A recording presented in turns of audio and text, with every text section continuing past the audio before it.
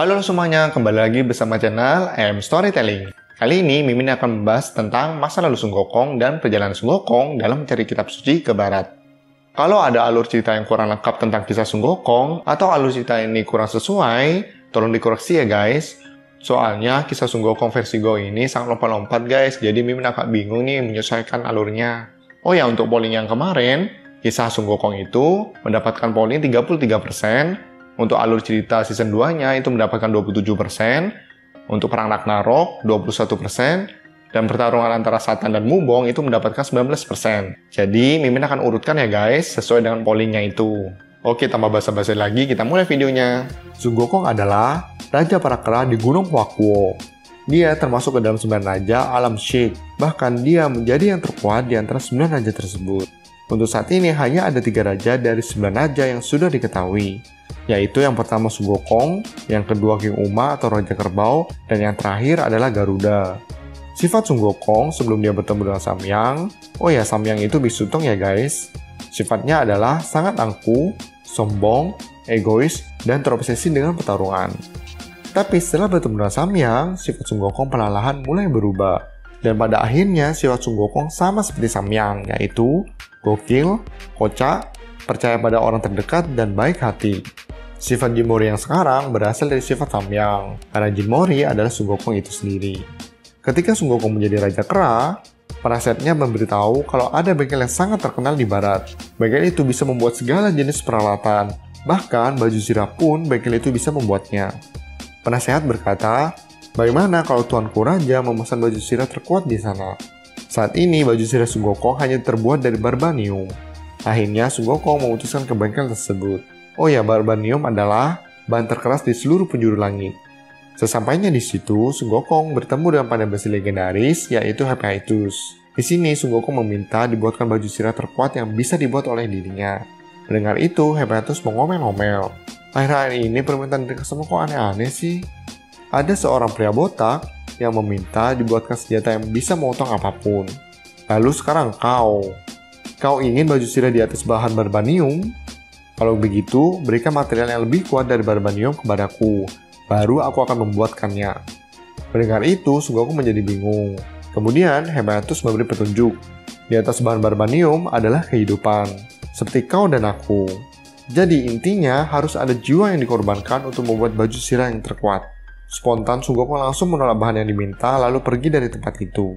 Setelah beberapa waktu berlalu, Sun Gokong mendengar kabar kalau bengkel di barat dihancurkan oleh seseorang. Sun Gokong langsung menuju ke tempat itu. Betapa terkejutnya Sun Gokong ketika sampai di tempat tersebut. Dia melihat Hephaestus terluka parah dan menggendongnya keluar dari bengkel yang sudah hancur. Rupanya Hephaestus diserang oleh kepala botak yang meminta pedang yang bisa memotong apapun. Pria itu menguji coba pedang itu ke tubuh Hephaestus dan bengkelnya. Ternyata pria botak itu adalah Tathagata atau Buddha.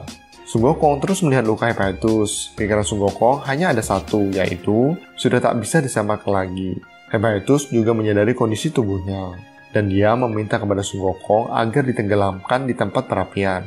Lalu Hephaestus berkata, bahan terakhir dari baju zirah yang kau minta sudah siap. Kau sangat beruntung monyet, kau lulus dari ujianku, jadi aku rela bersatu dengan benda buatanku yang terhebat. Inilah kebahagiaan tertinggi dari seorang pencipta. Kemudian Hephaestus lanjut menjelaskan, sepanjang hidupku aku telah membuat 2 senjata yang paling hebat.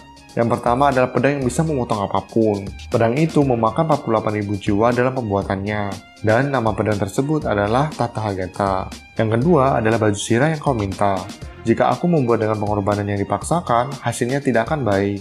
Namun jika orang itu menyerahkan nyawanya dengan sukarela, maka hasilnya akan luar biasa. Bahkan jiwa seseorang yang rela dikorbankan bisa menentukan apakah pemilik baju zirah ini berhak dilindunginya atau tidak. Jika tak layak, jiwa yang dikorbankan secara sukarela akan langsung meninggalkan pemiliknya.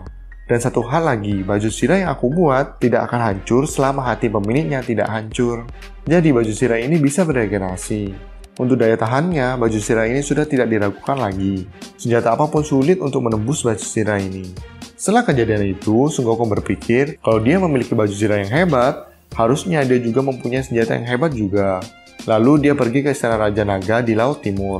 Raja Naga mengajak Sun Gokong berkeliling di tempat penyimpanan senjata. Dengan rasa bangga, Raja Naga memamerkan senjata-senjata terbaik yang dia miliki. Namun Sun Gokong sama sekali tidak tertarik dengan semua senjata yang ada di sana. Saat melihat sekeliling, Sun Gokong tertarik pada pilar penopang galaksi. Spontan Raja Naga berkata kalau itu bukanlah senjata, tapi batang logam yang memperbaiki galaksi, dan juga digunakan untuk mengukur. Belum sempat selesai bicara, Sun Gokong langsung memotong pembicaraan tersebut kalau dia suka pilar tersebut. Dan pada akhirnya pilar itu diambil, dan nama pilar itu adalah Yoi. Ketika sudah mendapatkan armada senjata yang hebat, Sun Gokong berencana ke Kayangan untuk membuat onar di sana dengan cara bertarung. Tapi sebelum ke Kayangan, Sun Gokong memakan banyak buah persik ajaib. Buah ini dapat meningkatkan kemampuan seseorang. Semakin banyak dimakan, semakin meningkat kekuatannya. Namun kelemahan buah ini adalah hanya berbuah sekali setiap ribuan tahun. Dan Sun Gokong ke dunia bawah untuk menghapus namanya dari catatan kematian. Dengan kata lain, Sun Gokong yang sekarang tidak bisa mati atau abadi. Kemungkinan abadi di Goh bukan tidak bisa mati, melainkan bisa mati tapi bisa terus bereinkarnasi tanpa batas. Setelah sampai di Kayangan, Sun Gokong menghajar semua orang dalam perang surgawi yang pertama. Kasar Giok yang mendengar salah satu kayangan diporak-porandakan oleh Sun Gokong, dia menyuruh pasukan Kayangan untuk menyerang kediaman Sun Gokong dan Raja Monster lainnya. Di sisi lain, Sun Gokong sudah mempersiapkan pasukannya kalau pasukan Kayangan tiba-tiba menyerang. Saat pasukan Kayangan yang begitu banyak hampir mendekat, salah satu penasihat Sun Gokong memberitahu kalau pasukan musuh sudah dekat. Dengan sombongnya, Sun Gokong berkata, "Akan aku tangani sendiri." Tapi perkataan dari Sun Gokong bukanlah abal-abal. Dia beneran bisa menghabisi semua pasukan Kayangan yang begitu banyak sendirian tanpa kelelahan.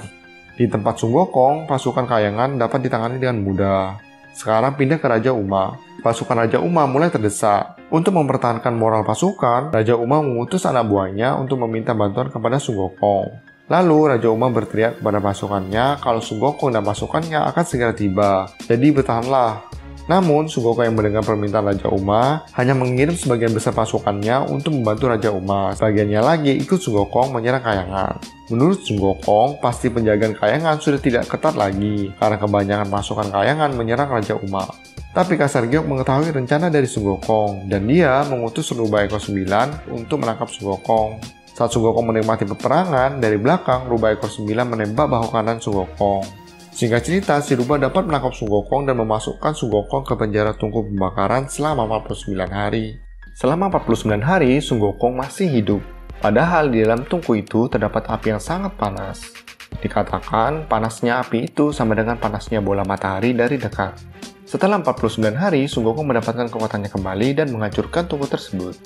Sun Gokong ingin membalaskan dendamnya kepada Rubah yang sangat licik. Dia menanyakan keberadaan Rubah kepada pengawal yang ditunggu. Pengawal bilang kalau si Rubah sudah diusir dari Kayangan oleh Kasar Giok. Saat Sun Gokong ingin melanjutkan menghancurkan Kayangan, tiba-tiba penasihat Sun Gokong memberitahu kalau pasukan Raja Uma sudah dikalahkan dan pasukan Kayangan sudah hampir dekat dengan tempat kita. Raja Uma bisa kalah karena pasukan Kayangan dipimpin oleh Dewa Nata. Dewa Nata ini adalah dewa perang. Namun Sun Gokong menyuruh penasihatnya untuk bertahan, karena dia ingin menghancurkan Kayangan terlebih dahulu dari langit ke-7 sampai ke langit ke-1. Baru sesudah itu Sun Gokong akan segera ke sana untuk membantu mereka. Ketika Sun Gokong asik menghancurkan Kayangan, di Gunung Huako tempat tinggal Sun Gokong, banyak pasukan kera yang mati akibat diserang oleh pasukan Kayangan. Di satu sisi, Sun Gokong dapat mengalahkan semua dewa di sana hanya dalam 4 menit. Namun, tiba-tiba Sang Buddha datang dan mengalahkan Sun Gokong. Karena keegoisan Sun Gokong, pasukannya harus kalah menghadapi pasukan Kayangan dan dia sendiri dipenjara di batu oleh Buddha selama 500 tahun. Suatu hari, ketika genap 500 tahun, Samyang atau Biksu Tong datang ke tempat Sun Gokong di penjara. Saat dalam perjalanan menuju penjara Sun Gokong, Samyang dengan muka polosnya bernyanyi, "Orang kuat, orang kuat, orang kuat." Ketika bertemu dengan Sun Gokong, Samyang malah menggodain Sun Gokong. Padahal Samyang sudah mendengar rumor bahwa Sun Gokong sangatlah kejam, egois, menakutkan, dan monster di antara para monster. Tetapi tetap saja Samyang menganggap Sun Gokong adalah orang baik yang butuh kasih sayang. Sun Gokong yang digodain merasa kesal dan mengusir Samyang dari sana, serta mengancam kalau tidak pergi dari sana, aku akan memakanmu hidup-hidup. Mendengar itu, Samyang malah semakin menggodain Sun Gokong dengan melempar bola Pokemon. Setelah selesai digoda, Samyang langsung meminta Sun Gokong untuk jadi rekannya dalam perjalanan menuju ke barat. Mendengar perkataan itu, Sun Gokong hanya cemberut saja. Lalu Samyang mengulurkan tangannya dan dengan muka polosnya berkata, "Aku tak mau membawamu dengan paksa, jadi ikut aku dan lakukan saja sesuai perintahku." Hati Sun Gokong tersentuh dengan perkataan Samyang. Akhirnya, Sun Gokong memutuskan untuk membantu Samyang. Dalam perjalanan, Sun Gokong menghabisi semua lawan-lawannya dengan mudah tanpa ampun. Samyang menegur Sun Gokong dan berkata, "Apakah kau senang berkelahi dengan orang yang lebih lemah darimu?" Dengan ekspresi yang bangga, Sun Gokong menjawab, "Ya, kalau begini terus aku bisa mengalahkan Buddha." Samyang yang mendengar itu langsung mengambil lancang-lancang untuk membaca mantra dan mendekati Sun Gokong. Seketika itu juga Sun Gokong memegang kepalanya. Dia kira kepalanya akan sakit, namun Samyang mendekat dan memeluk Sun Gokong. Samyang menasihati Sun Gokong agar dia mencintai dirinya sendiri. Tapi sebelum itu, aku yang akan mencintaimu terlebih dahulu. Disinilah benih-benih bucin antara Samyang dan Sun Gokong muncul. Perjalanan pun dilanjutkan kembali. Dalam perjalanan, Samyang menasihati Sun Gokong lagi. Dia berkata, "Sun Gokong, kamu harus bertarung dengan orang yang lebih kuat darimu. Dengan begitu, kau bisa berkembang. Kalau kamu berkelahi dengan orang yang lebih lemah, kamu akan berjalan di tempat." Sun Gokong menjawab dengan sedikit judes, "Kau banyak bicara, Samyang." Namun, di dalam hatinya dia merasa senang karena diperhatikan oleh Samyang. Setelah mendapatkan Wu Jing dan Pat Kai, ada suatu kejadian yang mengharuskan mereka membantu penduduk desa. Samyang percaya kalau penduduk desa akan membantu mereka juga. Tapi ternyata penduduk desa malah kabur. Samyang yang melihat itu mengutus Wu Jing dan Pat Kai untuk mengawal penduduk desa yang melarikan diri. Singkat cerita, Sun Gokong dan Samyang berada di botol labu. Sun Gokong sudah mengingatkan Samyang kalau manusia itu tidak bisa dipercaya. Samyang dengan santuinya mengucapkan 12 kasih. Lalu Sun Gokong menyuruh Samyang untuk naik atas punggung Sun Gokong. Sun Gokong ingin melakukan segala cara untuk Samyang dapat naik ke atas. Di sini Samyang malah marah dan menolak permintaan itu. Sun Gokong hanya bisa bingung mendengarnya. Kemudian Samyang menjelaskan, "Aku tak butuh kebahagiaan yang dibangun di atas pengorbanan." Setelah mengucapkan kata-kata tersebut, tanpa diduga, Samyang mengajak bermain kartu atau poker. Memang Biksu Tong satu ini sangatlah luar biasa. Ketika Samyang sudah mencapai batasnya, tiba-tiba Wu Jing dan Pat Kai datang membantu. Rupanya penduduk desa tidak melarikan diri, mereka malahan meminta bantuan kepada tentara surga. Mendengar itu, Samyang berkata kepada Sun Gokong, "Buddha pasti hadir dalam hati siapapun, manusia maupun raja iblis sekalipun." Benar kan? Semenjak kejadian itu, sifat Sun Gokong sedikit demi sedikit mulai berubah, mengikuti sifat Samyang. Sun Gokong sudah tidak lagi membunuh musuh-musuhnya, dan dia ikut bernyanyi juga dengan Samyang, "Orang kuat, orang kuat." Saat hampir tiba di barat, Sun Gokong mengajak Samyang ke Gunung Huako setelah ujian terakhir selesai. Samyang menggoda Sun Gokong dan berkata, "Apakah kau ingin melamarku, Sun Gokong?"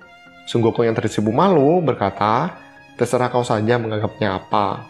Samyang berjanji akan menjawab pertanyaan Sun Gokong setelah ujian terakhir selesai. Keesokan harinya, mereka sampai di barat. Buddha sudah menyambut kedatangan mereka semua. Ujian terakhir pun dimulai. Ujian kali ini adalah Samyang harus menjadi persembahan yang hidup untuk Buddha. Dengan kata lain, Buddha ingin memakan hidup-hidup Samyang. Ada rumor yang mengatakan kalau memakan daging Samyang, maka akan mendapatkan kekuatan yang maha dahsyat. Di sini Buddha haus akan kekuatan. Meski Buddha sangat kuat, tapi dia takut kalau suatu hari nanti ada yang mengalahkannya. Kandidat yang paling mumpuni adalah Sun Gokong. Mendengar permintaan Buddha, Samyang langsung menolak permintaan tersebut. Alasannya adalah, surga yang dibangun di atas pengorbanan seseorang bukanlah surga sesungguhnya. Selain itu, pasti ada seseorang yang akan bersedih, sambil menoleh ke arah Sun Gokong. Sang Buddha langsung menghunus pedangnya dan mengeluarkan aura yang mematikan. Dan berkata, "Mulai hari ini manusia akan musnah, karena kamu tak lulus ujian akhir, Samyang." Singkat cerita, Sun Gokong dan lainnya bertarung habis-habisan dengan Buddha. Buddha mengeluarkan monster-monster yang aneh-aneh dari mulutnya. Saat Sun Gokong melindungi Samyang, Pat Kai dan Wu Jing dimakan oleh Buddha. Ketika Sun Gokong lengah, Samyang terkena tusukan di dadanya oleh salah satu monster milik Buddha. Sun Gokong sangat marah sekali dan menghabisi semua monster milik Buddha. Sun Gokong bertindak kepada Buddha, "Kenapa kau lakukan semua ini, Buddha? Padahal aku sudah melakukan semua perintahmu ke barat, Buddha." Dengan polosnya, Buddha berkata, "Ini cobaan terakhirmu, Sun Gokong. Tunjukkanlah seberapa banyak kemajuanmu." Sun Gokong yang mendengar itu sangatlah marah. Dia menantang Buddha untuk berduel. Namun dalam duel itu Sun Gokong kalah telak dengan Buddha. Dia dihempaskan ke daratan sampai pingsan. Ketika Sun Gokong tersadar, dia menuju ke Samyang. Samyang yang sedang sekarat meminta Sun Gokong untuk memakannya. Karena Samyang tahu kalau selama ini kita sudah ditipu oleh Buddha dan balaskan juga dan dapatkan dan Wu Jing Sun Gokong. Jadi mau tak mau, akhirnya Sun Gokong memakan Samyang. Kisah romantis Samyang dan Sun Gokong harus berakhir sampai di sini. Setelah memakan samyang, Sun Gokong mendapatkan kekuatan yang luar biasa. Dia juga mendapatkan kembali mata berapi dan pupil emas yang tadinya terkunci. Sun Gokong langsung menuju ke tempat Buddha. Buddha yang tahu kalau Sun Gokong terlihat berbeda dengan sebelumnya, dia langsung mengerahkan seluruh kekuatannya. Namun kekuatan Sun Gokong saat ini jauh di atas kekuatan Buddha. Pada akhirnya, Sun Gokong dapat mengalahkan sang Buddha. Ketika sudah dikalahkan, Sun Gokong sangat kecapean. Di saat momen itulah, Kaisar Giok mengambil kesempatan itu untuk menusuk Sun Gokong. Sun Wukong pun mati. Tapi karena dia sudah menghapus namanya di buku kematian, dia langsung bereinkarnasi menjadi bayi Morijin di Korea Utara dan menyegel ingatan masa lalunya. Karena masa lalu dari Sun Gokong sangatlah menyakitkan bagi dirinya sendiri. Jadi, monster tiba-tiba mengamuk dan menyerang manusia di video alur cerita sebelum anime episode 1 adalah gara-gara Buddha yang terlalu serakah mendapatkan kekuatan, sehingga manusia harus musnah. Kelanjutan dari video ini adalah alur cerita sebelum anime episode 1. Oke, next video Mimin akan menceritakan tentang alur cerita season 2-nya. Oke, sampai di sini dulu ya video kali ini. Jangan lupa subscribe dan share ya. Terima kasih sudah menonton sampai akhir.